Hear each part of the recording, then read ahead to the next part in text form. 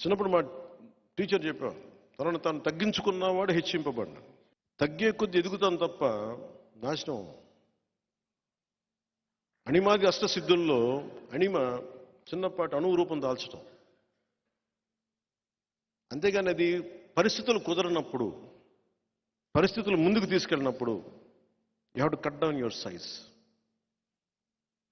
అంతేగాని బయట ఇక్కడ ఈ స్థానం ఉంది కదని ఇక్కడ నేను చలాయిస్తానంటే కుదరదు ఇక్కడ.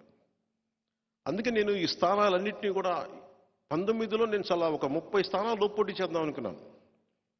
ఆ రోజు నన్ను అందరూ కూర్చోబెట్టి ఇవి చేసి ఒత్తిడి పెడితే నిస్సహాయత వదిలేశాను. నా దారుణం ఏంటంటే నేను ఓడిపోతున్నాను సంగతి కూడా నాకు తెలుసు. కానీ యుద్ధం చేసేటప్పుడు ఇంక ఓటమి జయాలు అపజయాలను ఆలోచించాం, యుద్ధమే చేయాలి. నాకు ఆ జ్ఞానం ఉంటుంది కదా, మనకు ఓట్లు పడతాయా పడవా అని. భీమవరంలో కూడా నాకు ఓడిపోతాను అర్థమైంది. ప్రచారం ముగించగా నాకు అర్థమైంది నేను భీమవరంలో ఓడిపోతున్నాను. గాజువాకలైతే ఎలా ఓడిపోతాను నాకు అర్థమైంది. భీమవరం ప్రచారం నాకు అర్థమైంది, నేను ఓడిపోతాను. వీటన్నిటినీ తట్టుకొని సినిమాలన్నీ ఆపేసుకొని డబ్బులు లేక కొన్ని నేషన్ వైడ్ ఫిల్మ్స్ తీయగలిగే కేపబిలిటీస్ ఉండి ఇంత అభిమాన బలం ఉండి నేను అనుకుంటా ఉన్నా, ఒకటికి ఇంత పిచ్చి మంచిదా అని అనుకున్నా. ఓడిపోయిన తర్వాత సమాజం మీద కానీ దేశం మీద కానీ ఇంత పిచ్చి మంచిదా అనుకున్నా. కానీ భగవంతుడు నాకు ఒకటే చెప్పాడు, అది నీ బాధ్యత, నువ్వు నిర్వర్తించు. కర్మయోగి నువ్వు, అంతే చేయాలి. కర్మయోగమే చేయాలి, ఫలితం నీకు అనవసరం. పార్టీని ఎలా నడపాలో నాకు తెలియలేదు, డబ్బులు ఎక్కడి నుంచి వస్తాయి. అలాంటి సమయంలో నాకు వెన్నంటి ఉన్న నా స్నేహితుడు, నా సన్నిహితుడు త్రివిక్రమ్ శ్రీనివాస్ గారికి మనస్ఫూర్తిగా ధన్యవాదాలు తెలుపుతున్నాను. అంటే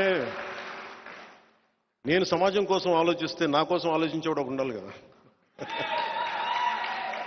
అలాగా వచ్చి నా కోసం ఒక వకీల్ సాబ్ అనే సినిమా చూపించి ఇది బాగుంటుందేమో చూడండి అంటే అలాగా వచ్చి ఒక 3-4 సినిమాలు చేశాం.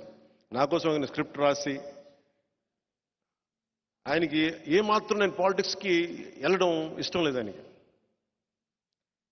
కానీ నా వ్యధ భరించలేక ఆయన జల్సాలో కూడా ఆ ఇంటర్వెల్ సీను నా కోపం, అది సగటు మనిషి తాలూకు కోపం. ఇంటర్వెల్ సీన్ అది. నేను చిన్నప్పుడు ఒక టీన్స్లో ఈ ఉద్యమాల వైపు వెళ్ళిపోదాం అనుకునేవాడిని.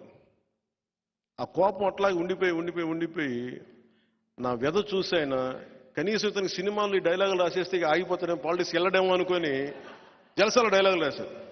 దాని తర్వాత ఇంకా పెట్టిరిగిపోయాను నేను. సో సినిమాలు ఆగట్లా, ఇంకా ఆయన చేతులతో వదిలేసారు, మీ ఇష్టం, మీరు ఏం చేసుకున్నా వల్లగా. అది అనడానికి తప్పదు కాబట్టి ప్రయాణంతో ఆయన నన్ను భరిస్తూ ఉంటాడు.